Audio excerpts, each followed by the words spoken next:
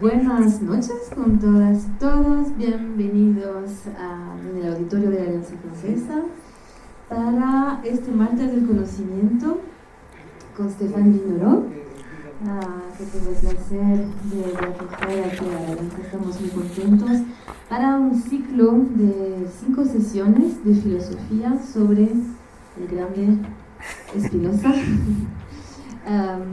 Entonces solo presentar, pero creo que ya todos los conocen, todos conocen a Stéphane, pero también para el público en las redes sociales. Stéphane Vigneron es PhD en filosofía y teología en 2 universidades francesas, especialista de filosofía contemporánea, pero también de filosofía del siglo XVII, autor de 14 libros y profesor principal de la Escuela de Filosofía de la PUCE. Entonces les dejo en muy buena compañía y bueno, podemos decirnos ya hasta el próximo martes también. Muchas gracias. Muchas gracias. No sé si me puedes prender el micrófono, por favor. Bueno, si no, hablo así nomás, no pasa nada. Buenas tardes, buenas noches. Buenas noches, Sabrina, muchísimas gracias por recibirnos una vez más para seminarios de filosofía en la Alianza Francesa de Quito.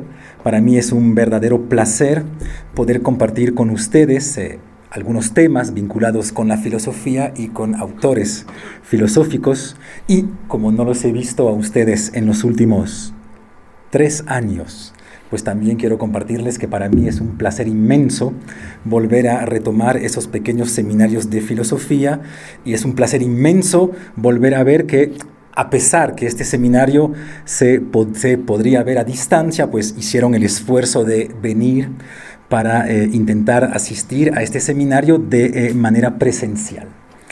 Entonces, tal como Sabrina decía, vamos a lanzarnos un reto, es un verdadero reto, porque vamos a intentar durante 5 sesiones hablar de uno de los autores más admirados y a la vez más odiados de toda la historia de la filosofía, y no vamos a mentirnos, es un autor difícil, más bien es un autor muy difícil.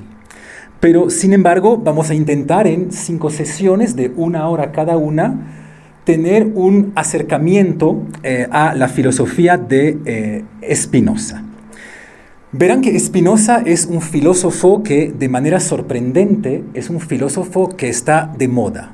Es decir, que si ustedes en las universidades, si ustedes incluso son filósofos que leen a Spinoza, pues verán que es un autor que goza de una especie de prestigio inmenso. Si ven que es muy diferente decir, yo soy especialista de Spinoza, que decir, por ejemplo, yo soy especialista de Santo Tomás. Pues ven que inmediatamente no gozan de la misma imagen, no solo en el mundo académico, sino también en el mundo de la filosofía cotidiana, puesto que, de manera sorprendente por su dificultad, Spinoza es también un filósofo que llegó más allá de las fronteras académicas. Existen películas sobre Spinoza, existen novelas sobre Spinoza, es decir, que realmente es un filósofo que llegó mucho más allá de la universidad. Y sin embargo es un autor difícil porque desde siempre todo el mundo notó que pasaba algo un poquito singular con la filosofía spinoziana. Es decir, que no es un filósofo normal, no es un filósofo como los otros filósofos. Por ejemplo, el filósofo italiano Antonio Negri, para hablar de Spinoza, habla de una anomalía salvaje.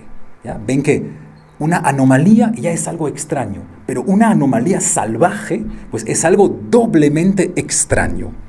De la misma manera, el gran Hegel decía, la alternativa en filosofía es simple, o bien Spinoza o bien no hay filosofía, para marcar realmente el carácter central de este filósofo. Un filósofo sobre el cual espero algún día que hagamos un seminario, un filósofo francés que se llama Henri Bergson, decía, todo filósofo tiene 2 filosofías, la suya y la de Spinoza. Una vez más, para que vean realmente el carácter sumamente central de Spinoza. Y en una carta del 30 de julio de 1881, escribiéndole a su amigo Overbeck, Nietzsche decía, frase magnífica como siempre en Nietzsche: desde que leí a Spinoza sé que no estoy solo.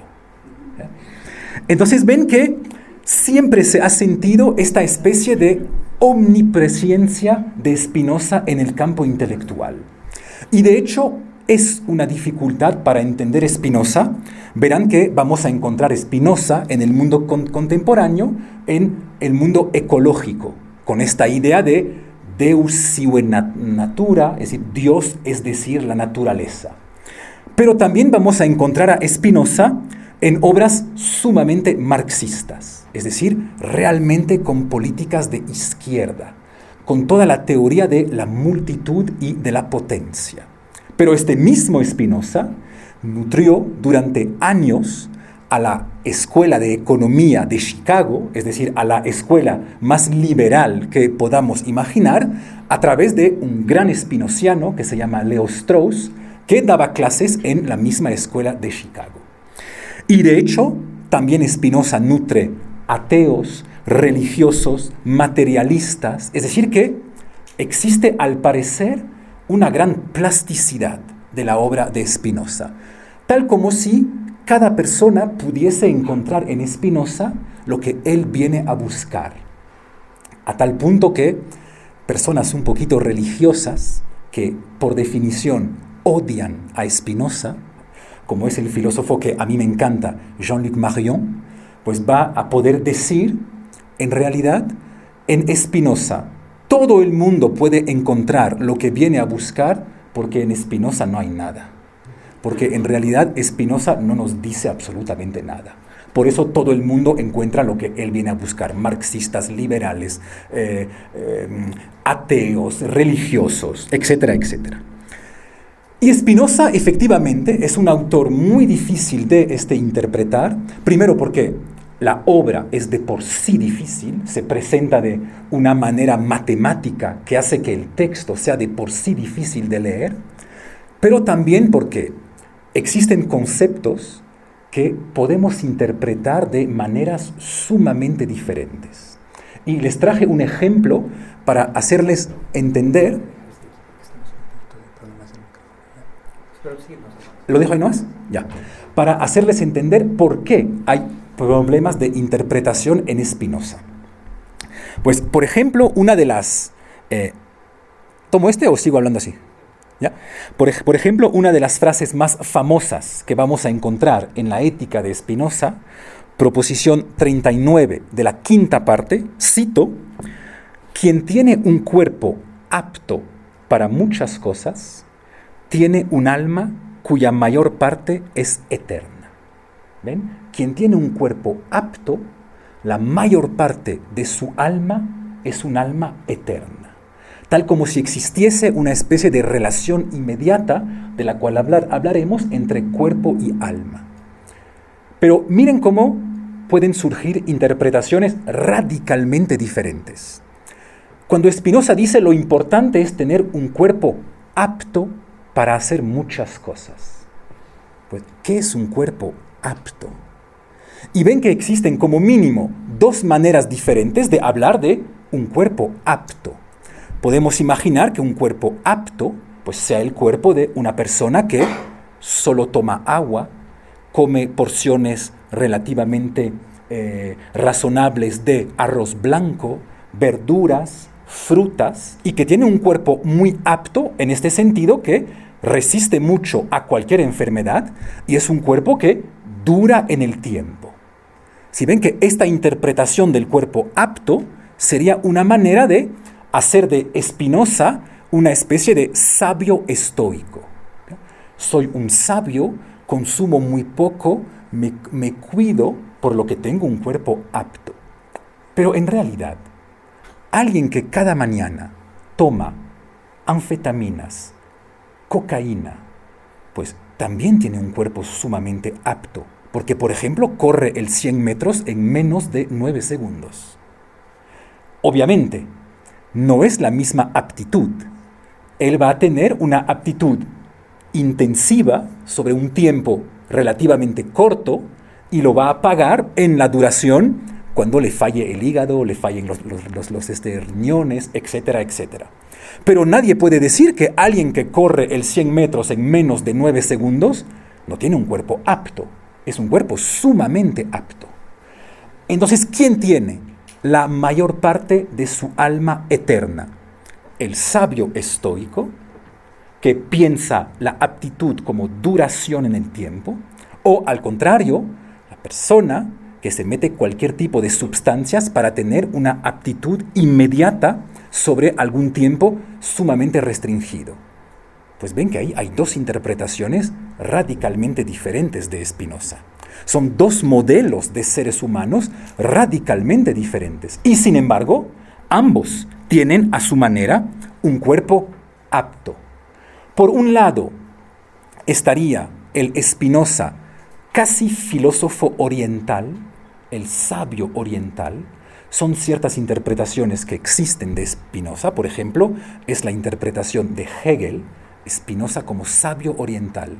Del otro lado, al contrario, el Spinoza casi transhumanista, pues que va a intentar modificar su cuerpo con todas las técnicas posibles para tener un cuerpo apto de manera intensiva, ya no de manera extensiva.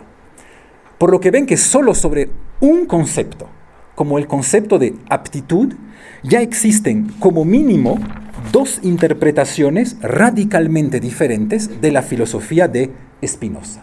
De ahí que probablemente cada uno pueda encontrar un poco lo que busca en Spinoza.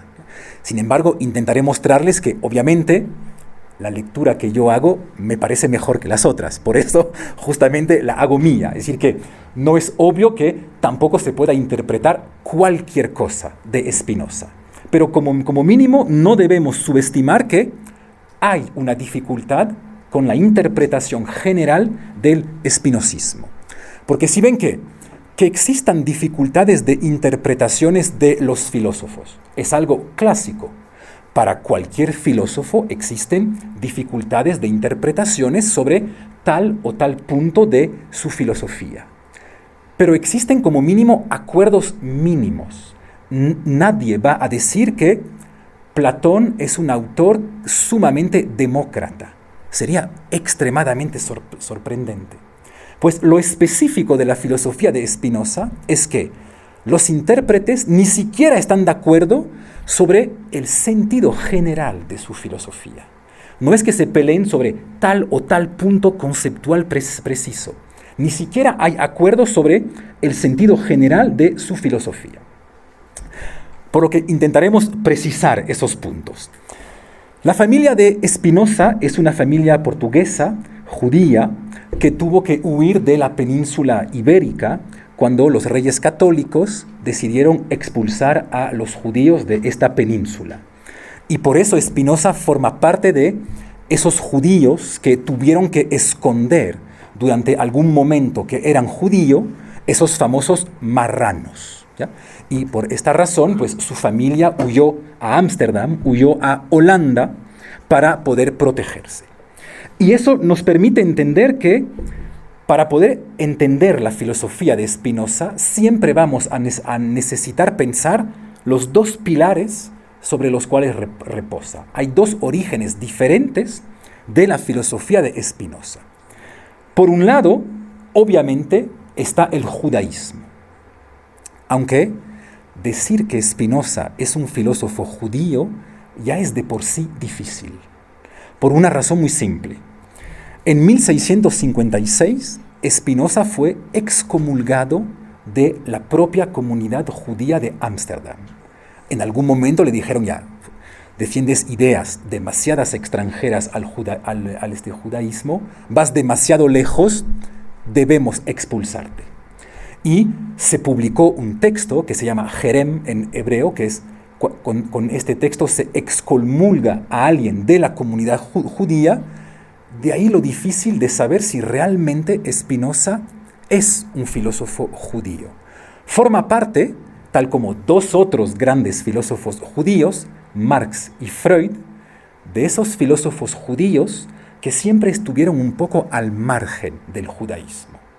Y es aún más cierto para Spinoza cuando el texto de su expulsión es extremadamente violento. Les leo solo algunas frases para que se den cuenta de la violencia que pudo generar la filosofía de Spinoza. El texto dice, es relativamente largo, solo les leo dos frases. Por decreto de los ángeles y por el mandato de los hombres santos, nosotros excomulgamos, condenamos y maldecimos a Baruch Spinoza. Sea maldito durante el día y sea maldito por la noche. Sea maldito cuando repose y maldito cuando se levanta. Sea maldito cuando salga y maldito cuando entre. El Señor no tendrá piedad con él, sino que desatará su cólera y su celo contra este hombre. Todos los castigos que están escritos en este libro caerán sobre él, y el Señor borrará su nombre del reino de los cielos. ¿Se imaginan recibir un texto así en pleno siglo XVII? Es decir, bien podemos entender por qué razón en algún momento de su vida Spinoza sintió cierto temor o cierto miedo, incluso físico, por su propia vida. Y de hecho, esto explica que hasta el día de hoy muchos filósofos judíos les sigan odiando. Por ejemplo, el gran filósofo judío Emanuel Levinas, en una de las partes de su gran libro Totalidad e Infinito, dice explícitamente: hay una traición de Spinoza. Spinoza traicionó a los intelectuales judíos. Intentaremos ver por qué razón. Otro autor judío va aún más lejos, un autor que se llama Beni Levi. Dice: existe un vínculo explícito entre la filosofía de Spinoza y la exterminación de los judíos en el siglo XX. Si ven que, para un judío, nada puede ser peor que establecer ese tipo de vínculo. Por lo que ven que, por un lado, podríamos decir que Spinoza es un filósofo judío, pero su estatuto dentro de la misma religión judía es sumamente delicado, sumamente difícil. Hay una segunda filiación de la filosofía de Spinoza y es obviamente por el siglo dentro del cual nace. El segundo pie de la filosofía de Spinoza es obviamente la filosofía cartesiana. Spinoza es justo una generación después de Descartes, que falleció en 1650. Por lo que Spinoza conoce bien a la filosofía de Descartes. De hecho, el único libro que jamás publicó Spinoza con el nombre de autor Spinoza son Los Principios de la Filosofía de Descartes, un libro en el cual explica para alumnos suyos a la filosofía de Descartes. Por lo que Spinoza es plenamente un filósofo cartesiano, un heredero de Descartes. Pero obviamente, como todo heredero, es un heredero infiel. Es un heredero que a su manera traiciona al maestro. Y lo traiciona sobre todo sobre el punto siguiente. Porque verán que lo interesante de la filosofía de Spinoza en comparación de la de Descartes es que a su manera Spinoza asume más el cartesianismo que Descartes. De cierta manera, Spinoza es un cartesiano radical, que no retrocedió tal como de vez en cuando hizo Descartes para acomodar su sistema filosófico. Spinoza asume las posiciones cartesianas de manera aún más radical que lo hace Descartes. ¿Y cuáles son esas posiciones radicales? Pues se acuerdan que en el siglo XVII el gran gesto de la filosofía de Descartes es hacernos pasar del mundo de la cualidad al mundo de la cantidad. La obsesión de Descartes es una obsesión matemática, una obsesión geométrica. Vamos a cuantificar todo lo que se pueda cuantificar en el universo. Es decir, para Descartes, todo. Y de hecho, verán cómo la misma modernidad es este sueño de cuantificación total. Por ejemplo, cuando un médico les va a decir sobre una escala de 1 a 10 cuánto te duele. y para hacerles daño a los médicos siempre contesten 7,47, para que él mismo sienta que tal vez fue demasiado lejos en el deseo de cuantificación del mundo. O peor aún, cuando alguien les va a preguntar, pregunta sumamente moderna, ¿cuánto me amas? 8,72, no 73, 72. Ven que el sueño de la modernidad y más aún de Descartes, pues es esta cuantificación.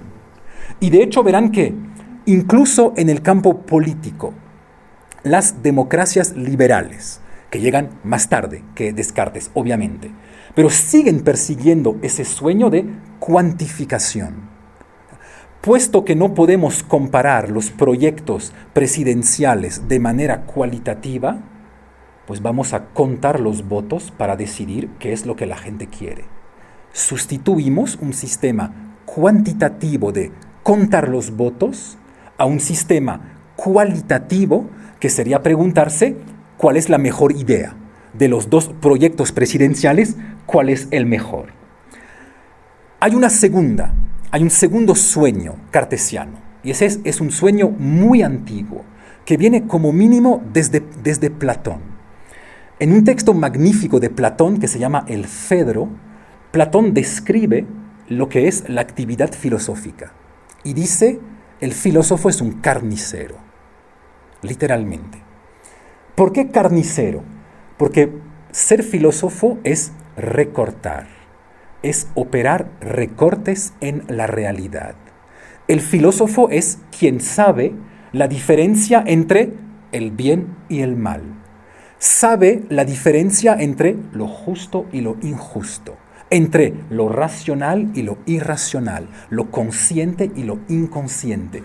En Platón es la persona que sabe dónde pasa la frontera entre el filósofo y el sofista. Ven que hay una especie de sueño filosófico que está reforzado en el siglo XVII por la modernidad, que es queremos establecer los recortes.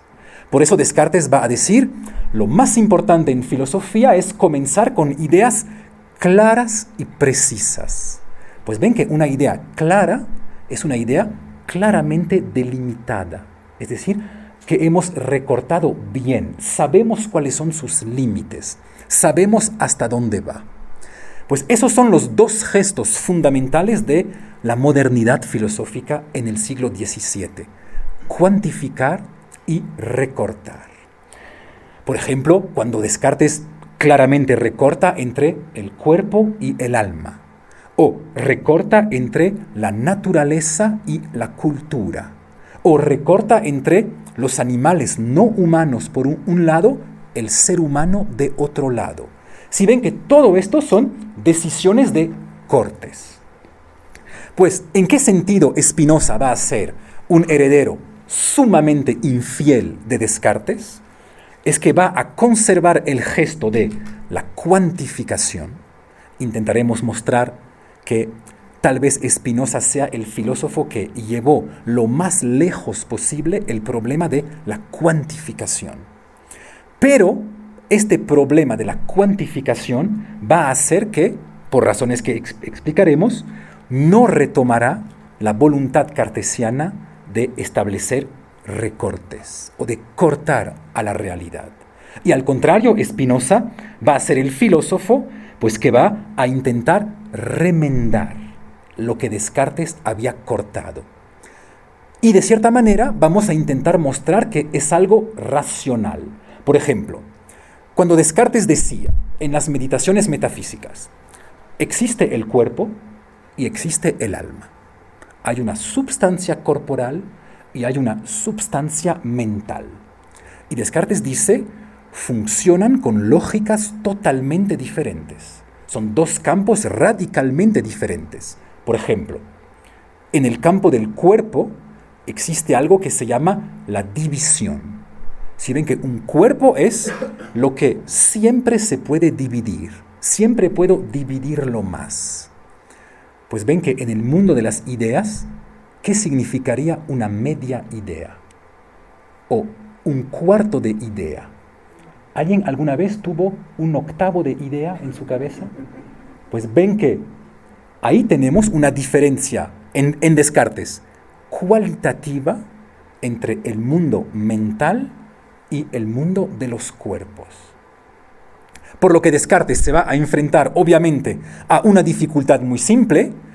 Separé completamente el cuerpo y el alma y, sin embargo, experimento en mí que esas dos sustancias se unen. Porque si quiero levantar mi brazo, lo levanto. Si quiero levantarme, me levanto. Por lo que, ¿cómo se tocan el cuerpo y el alma? ¿Cuál es el punto de contacto que hace que algo mental puede influir sobre algo corporal o algo corporal sobre algo mental? Y Descartes él mismo se da cuenta que en realidad nunca sale de esta dificultad. Por eso en última instancia va a decir, pues, es fácil. Yo experimento que mi cuerpo y mi alma se tocan. Yo como ser humano no tengo ni la mínima idea de cómo se hace. Pero, como experimento que se hace, Dios debe saber cómo lo hace. Si ven que es una especie de manera de no contestar a la pregunta. Pues Spinoza, como heredero infiel y tal vez heredero más cartesiano que Descartes, va a decir, pues no, el cuerpo es algo, el alma es otra cosa, no podemos entender cómo se tocan, pues porque no se tocan. Si ven que es asumir un paso más la filosofía de Descartes, no llamar a Dios para resolver una dificultad que la mente humana no puede resolver. Tal vez el cuerpo y el alma simplemente no se toquen, por lo que vamos a tener que pensar su relación o su existencia de otra manera. Entonces, ahora sí comenzamos lo que quería decirles sobre la ética, ¿ya?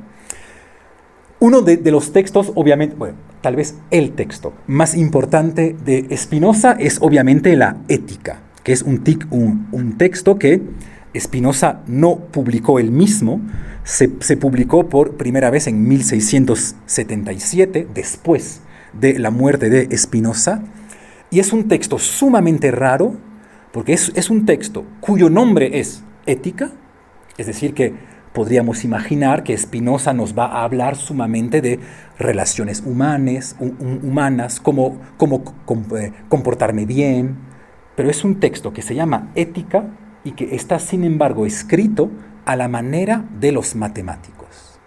Es decir, axiomas, definiciones, proposiciones, demostraciones, escolios. Por eso, de vez en cuando es un poquito difícil leerlo, porque la misma forma del texto es un poco abrupta. Y es un texto, además, sumamente peligroso. Es un texto tan peligroso que sabemos hoy en día que el gran filósofo prusiano Leibniz visitó a Spinoza en La Haya y que Spinoza le mostró un manuscrito de la Ética. Y sin embargo, Leibniz siempre negó este encuentro. Siempre dijo, no, yo nunca me encontré con Spinoza, no tengo nada que ver con él. ¿Ya? Por lo que ven que es un texto muy, muy importante. La primera parte de la Ética, es de esta parte que vamos a hablar hoy, es una parte dedicada a la ontología. Es decir, que es una parte dedicada al problema tradicional del ser. ¿Qué es lo que hay? ¿Y cómo son las cosas que hay? Y hay algo muy interesante en esta primera parte del texto, porque se suele hacer de Spinoza un filósofo ateo. De hecho, se le ha reprochado muchísimo ser un filósofo ateo. Pero hay una dificultad, y que es que la primera parte de la Ética se llama explícitamente de Dios, de Deo, en latín. Por lo que tal vez Spinoza no sea tan ateo como todos solemos imaginarnos. Si ven que un filósofo que no solo habla de Dios, sino que además comienza por Dios, pues difícilmente tal vez podamos decir que es un filósofo plenamente ateo. Y sin embargo, podemos entender por qué razón se ha dicho de Spinoza que era un filósofo ateo? Es por la razón siguiente. El Dios del cual nos habla Spinoza no tiene nada que ver con lo que nosotros, dentro de la tradición bíblica, solemos llamar Dios. En este sentido que Spinoza nunca nos habla de un Dios trascendente, es decir, un Dios que estaría más allá o fuera del mundo tal como es, sino de un Dios plenamente inmanente. Y ahí comienza una de las primeras dificultades de la filosofía de Spinoza. Ven que normalmente hacer filosofía, o casi todos los grandes filósofos, siempre piensan que no hay un solo mundo, que existen como mínimo dos mundos diferentes. Una especie de mundo detrás del mundo. Esto se ve, por ejemplo, claramente en la filosofía de Platón, con los dos mundos. Eso se ve también en todas las personas que nos van a hablar de la diferencia entre el ser y el aparecer, con esta idea que el ser se esconde detrás del aparecer. Pues si ven que hablar así es creer que existen dos mundos. Lo mismo pasa con las personas que nos van a decir, cuidado, existen valores. En el campo de la moral hay valores trascendentes. Y ustedes siempre les dicen, bueno, pues muéstramelos. Ah, no, están más allá. No los puedes ver. Pues ven que todas las personas que van a hablar de esta manera creen en cierto tipo de trascendencia. Es decir, que hay algo fuera del mundo. Pues lo interesante y lo duro de la filosofía de Spinoza es que él nos va a decir, no, Dios es plenamente inmanente. Es una filosofía que piensa que solo existe un solo mundo, es decir, el mundo tal como está. No hay absolutamente nada fuera de él. Y esta posición es una posición conocida en filosofía como la posición panteísta. Si ven que normalmente en el mundo bíblico existe una diferencia entre el creador y las criaturas. Dios creó al mundo, pero el mundo no es Dios en el mundo bíblico. Son dos cosas radicalmente diferentes. Pues el gran gesto muy interesante de Spinoza consiste en decir, claro que hay un Dios. De hecho, solo hay Dios. ¿Por qué? Porque todo lo que es forma parte a su manera de la entidad divina. La posición panteísta. Dios no está fuera del mundo, Dios es el mundo. Por lo que a nuestra manera, todos nosotros, pero también cualquier objeto, cualquier idea nuestra, cualquier afecto nuestro, cualquier sentimiento nuestro, pues es a su manera una pequeña parte de la potencia divina, una pequeña parte de Dios. Entonces, si ven que hay un Dios, pero estamos muy, muy lejos de lo que en la tradición bíblica solemos llamar Dios. Por lo que, obviamente, para personas que creen en el Dios trascendente, pues sí, claro, Spinoza es un filósofo ateo. Bien podemos entenderlo. Pero si no limitamos Dios a su figura bíblica, pues Spinoza no es un filósofo ateo, puesto que nos dice que todo lo que es Dios, que Dios está en absolutamente todas partes. Y eso nos permite explicar esta posición panteísta, permite que podamos entender los grandes conceptos de la ontología de Spinoza. Hacemos 5 minutos un poquito conceptuales, pero porque los vamos a necesitar para las clases futuras. Hay como mínimo 3 grandes conceptos de Spinoza que uno debe conocer. El primero es el concepto de substancia. Spinoza llama substancia a la totalidad. Pueden llamarlo Dios, pueden llamarlo, si quieren, de vez en cuando, naturaleza, pero todo lo que es Dios. Y por lo tanto, todo lo que es está en la substancia. ¿Ya? Hay una sola substancia. Si ven que ya no estamos en Descartes con la separación de las substancias y la dificultad de cómo se tocan. ¿Ya? De cierta manera resuelvo la dificultad, hay una sola substancia. De ahí la famosa frase de Spinoza en latín que todos conocen, Deus sive natura. Dios, es decir, la naturaleza. Pero no crean que será una naturaleza tal como nosotros hoy en día entendemos naturaleza. Incluso su concepto de naturaleza es un concepto muy singular, es un concepto muy raro.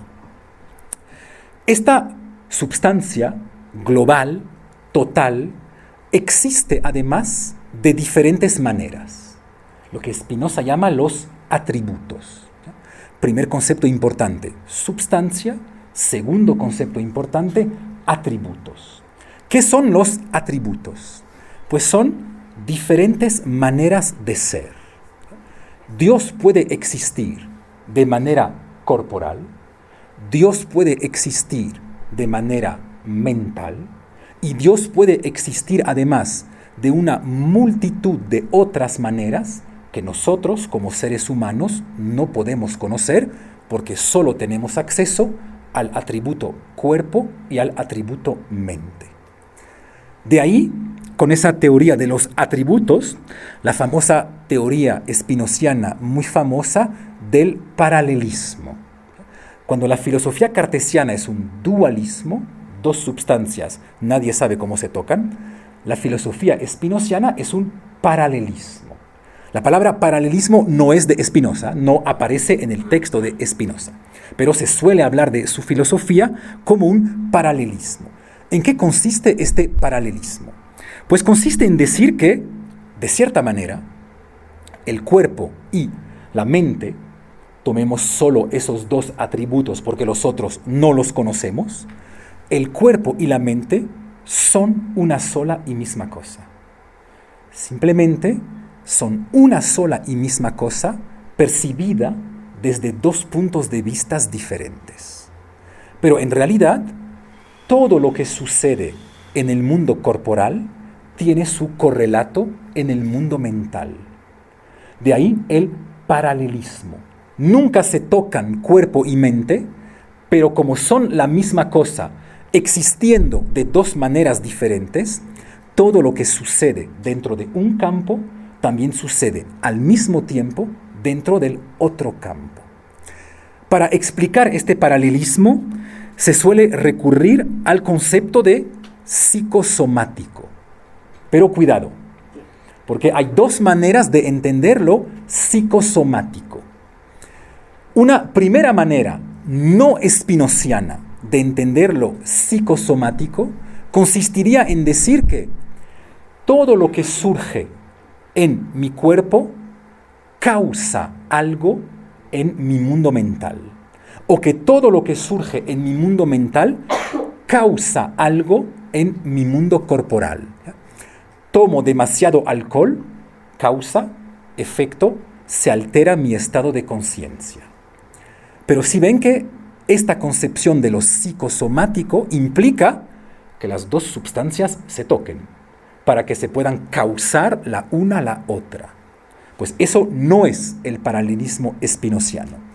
Podríamos hablar de psicosomático en Spinoza quitando la relación causal entre sustancias. No es que lo que sucede en mi cuerpo me cause ciertos estados mentales, sino que surgen a la vez, porque son la misma cosa que existen tanto en el mundo corporal como en el mundo mental. Por lo que ven que esta idea de paralelismo también resuelve el problema de cómo se tocan. Pues es fácil, no se tocan, se resolvió el problema. Pero no se tocan porque son una sola y misma cosa que existe de dos maneras diferentes.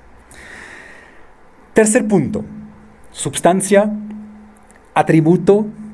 Tercer concepto muy importante de la ontología de Spinoza, los modos, o lo que de vez en cuando Spinoza llama las cosas singulares. Ven que dentro del atributo mental, tal como dentro del atributo corporal, existen ciertas cosas, existen ciertas entidades. Por ejemplo, existe mi cuerpo. Mi cuerpo no es la totalidad del atributo corporal, es una pequeña parte de este. Pues mi cuerpo es un modo del atributo corporal, tal como lo es esta silla, el micrófono, mi reloj, etcétera, etcétera. Si ven que un modo es una manera de existir de un atributo. Es decir, ya no el cuerpo o la corporeidad como tal, sino un cuerpo determinado, un cuerpo específico, con características singulares. Y lo mismo sucede en el mundo mental. Existen modos, pues, ¿qué es lo que existe en el mundo mental de manera determinada, de manera específica? Pues las ideas. Si ven, por ejemplo, la idea de democracia es un modo del atributo mente. La idea de belleza es un modo del atributo mente. Entonces, si ven que hay una vez más una equivalencia directa, los cuerpos determinados en el mundo corporal, es decir, los modos corporales, son o tienen como correlato en el mundo mental lo que sería simplemente una idea. Ahora sí, esta ontología de Spinoza, como bien se imaginan, plantea dificultades fascinantes para la filosofía. Y quiero decirles 4 dificultades que nos van a acompañar en las próximas sesiones. Primero verán que si es que todos estamos dentro de una substancia, no solo todos nosotros como cuerpos, también el mundo mental y además los otros atributos que desconocemos completamente, pues vamos a tener que preguntarnos qué es realmente un individuo dentro de este mundo. Tomo el ejemplo del mundo corporal porque es el más fácil para explicar. ¿A qué se le llama realmente un individuo dentro del mundo corporal? Ejemplo muy simple. Mi mano, ¿es una unidad o es una multiplicidad? Pues buena suerte. Porque bien ven que si yo hago boxeo, pues por ejemplo se va a hablar de mi mano izquierda como una unidad. Stefan le dio un golpe con su mano izquierda. Entonces ahí pensamos a la mano como unidad. Pero cualquier cirujano pensaría mi mano a la hora de operarla como una multiplicidad. Tendones, huesos, nervios, músculos, etcétera, etcétera. Por lo que, ¿dónde está la verdadera unidad? ¿La verdadera unidad es mi mano o es un hueso? ¿O es un átomo de uno de mis huesos? Pues si ven que no podemos resolver eso casi. Claro, Spinoza propone algo, pero si ven como mínimo la dificultad que hay a partir del momento en el cual hemos dicho que todos estamos dentro de cierta totalidad, ¿dónde vamos a decidir que hay algo como una unidad? Verán que Spinoza es el filósofo que constantemente habla de las cosas singulares. Pues es muy difícil saber lo que es una cosa singular. Porque bien ven que yo, como unidad, en realidad me componen muchos elementos. Pero a la vez, yo soy el componente de otros elementos. Por ejemplo, mi familia. Y mi familia es el componente de un país, que es el componente del... Y así hasta que lleguemos a la substancia. ¿Ya? Por lo que ven que, ¿dónde vamos a pararnos para decir, cuidado, aquí ya hay una unidad? ¿Qué es realmente una cosa singular? Pues verán que la filosofía de Spinoza, por eso es tan fascinante sobre este punto, nos va a decir todo en la substancia es a la vez o está compuesto por ciertas partes, mi cuerpo, y a la vez es el componente de una entidad que le es más grande. Por lo que constantemente estamos navegando entre la multitud de nuestras partes y la pequeña pieza que somos dentro de un componente mucho más grande. Y eso otra vez permite entender dos interpretaciones muy diferentes de Spinoza.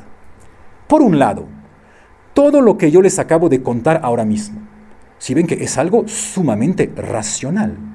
Es que claro, obviamente, sí, estoy compuesto por varias partes y a la vez soy una pieza de, no sé, mi familia. Es algo sumamente racional. Y ahí podríamos tener una interpretación muy racionalista de Spinoza. Pero por otra parte, esta idea que soy la pieza dentro de un gran todo, pues ven que también es una concepción mística de las cosas. Tal vez alguno de ustedes alguna vez se sentó en la playa El Murciélago, en Manta, miró al horizonte y se dijo, pero claro que formo parte de un orden que me supera. Pues si ven que es algo sumamente místico, sentirse la pequeña parte de un orden al cual participo, pero que es mucho más grande que yo. Pues ven que, dependiendo cómo van a interpretar esta idea que estamos compuestos y somos componentes, pues pueden tener un Spinoza sumamente racionalista o pueden tener un Spinoza sumamente místico. Es decir, el sabio que se siente en la playa para sentir cómo el orden cósmico lo atraviesa. Y además, ven que esta dificultad de dónde paramos las cosas singulares, dónde recortamos las cosas singulares, pues es un problema al cual todas las ciencias sociales, y no solo sociales, todas las ciencias se enfrentan. Si yo hago sociología, ¿cuál es mi átomo para pensar? ¿Es el individuo, la pareja, la familia, el barrio, la ciudad? ¿Y por qué un nivel y no otro? Pues ven que tal vez sean simplemente decisiones teóricas. Y ahí ciertas interpretaciones de Spinoza, como la de Deleuze, por ejemplo, que va a decir, en realidad, todos esos problemas de dónde está el individuo son problemas únicamente prácticos. No son problemas que se pueden resolver de manera teórica. Si soy cirujano, necesito ver a tu mano como multiplicidad. Si me estás intentando pegar, es mejor que yo me fije sobre tu mano como unidad. Por lo que en realidad no hay unidades, no hay individuos.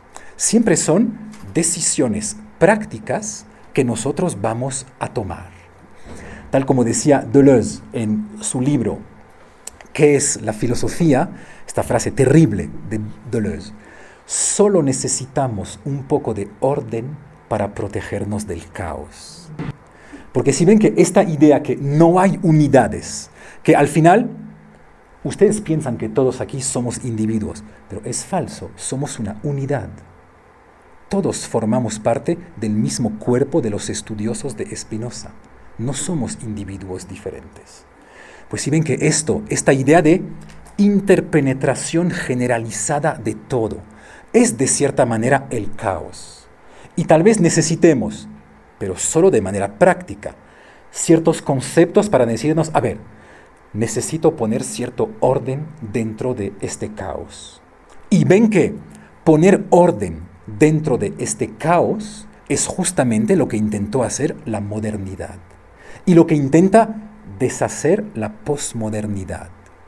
De ahí el uso contemporáneo, por ejemplo, de Spinoza en los estudios de género, para decir, pero el problema de si somos hombres o mujeres ni siquiera se plantea bien, porque en realidad no podemos distinguir los individuos.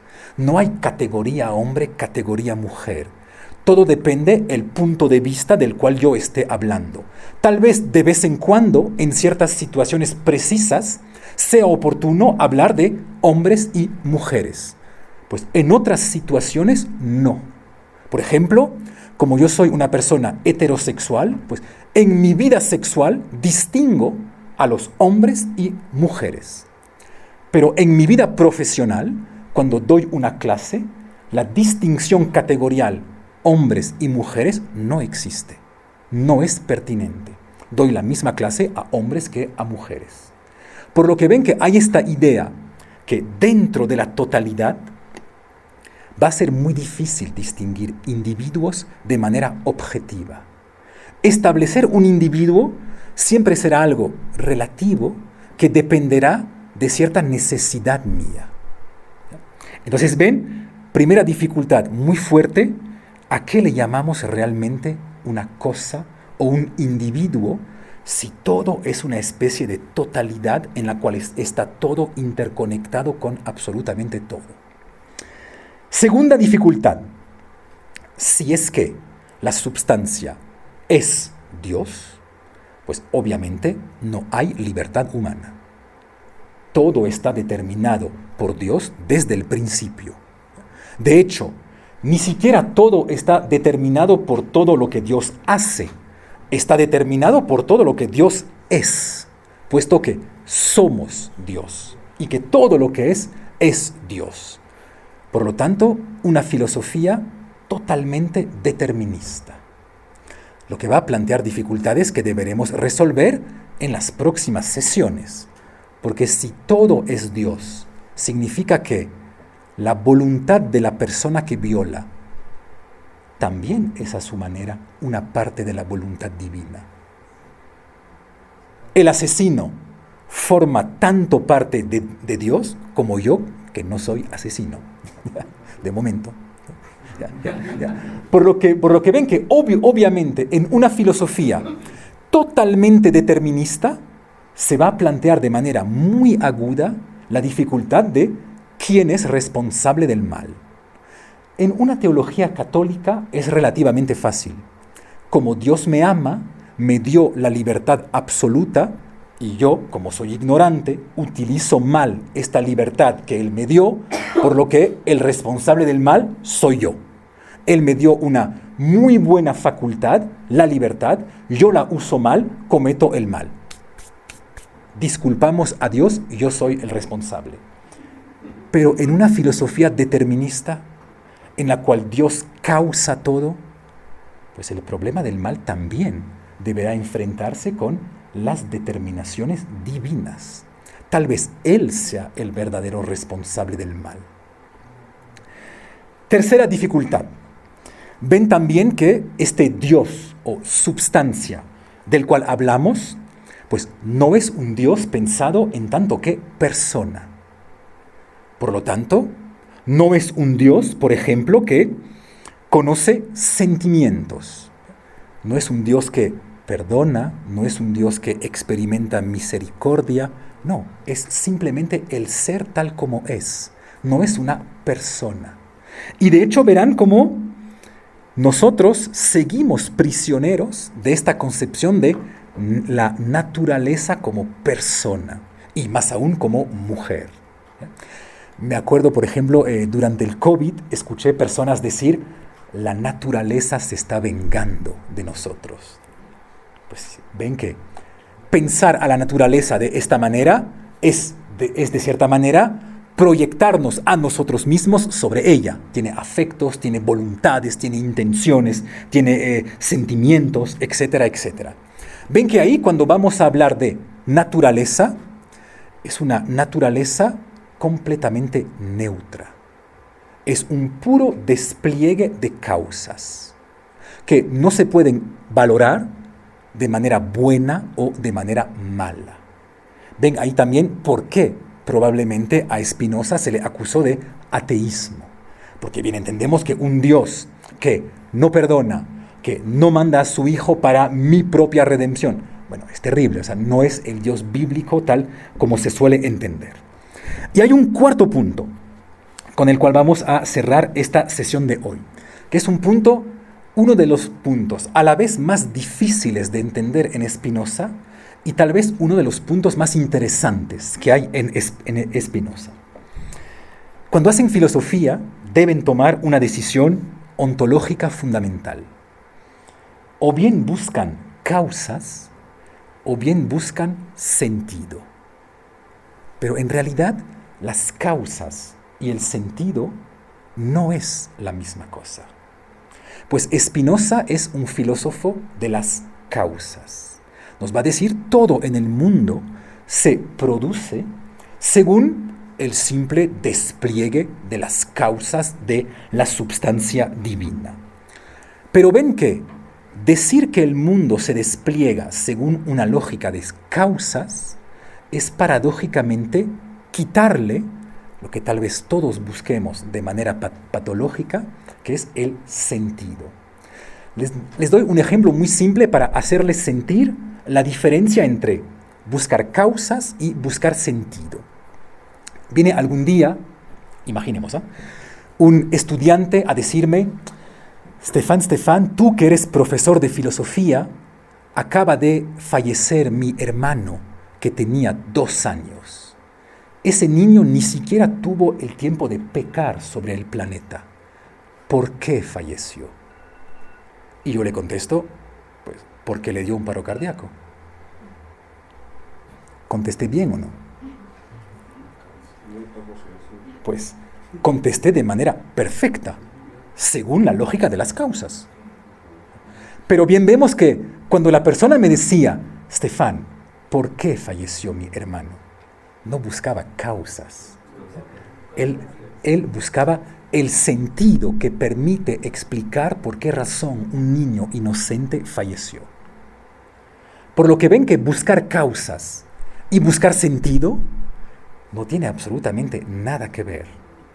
Y también bien sienten inmediatamente que una filosofía obsesionada por el mundo de las causas, pues va a ser, por un lado, una filosofía sumamente fría, sumamente rígida. Dios, ¿por qué estoy ciego? Pues porque es así, punto, porque hay causas genéticas que pueden explicar eso, punto. Ven que es un mundo súper frío, es un mundo de cierta manera violento. Pero peor aún, es un mundo absurdo.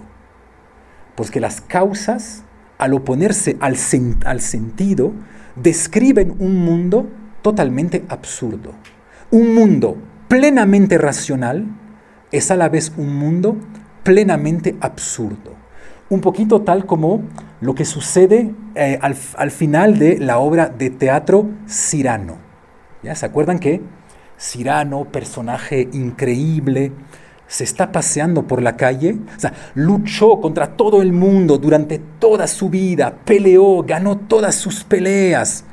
Se pasea por la calle, le cae una piedra sobre la cabeza, fallece.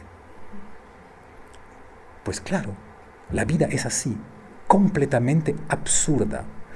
Bien me imagino, dice Spinoza, que todos me van a decir que no es el azar, que justo cuando la piedra cayó, él se encontraba paseando por ahí, no 15 segundos antes, no 15 segundos después, porque buscamos sentido. ¿Ya? Pero en realidad Spinoza nos va a decir, solo hay causas. ¿Por qué falleció Cyrano? Pues porque le cayó una piedra sobre la cabeza. ¿Y por qué razón le cayó una piedra sobre la cabeza? Pues porque es el despliegue de las causas de la física. No hay ningún sentido.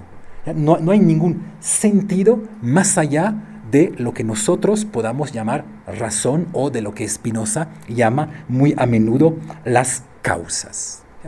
Por lo que ven con esto, con este mundo plenamente racional y a la vez totalmente absurdo, que también Spinoza nos va a llevar dentro de un mundo en el cual no existen finalidades.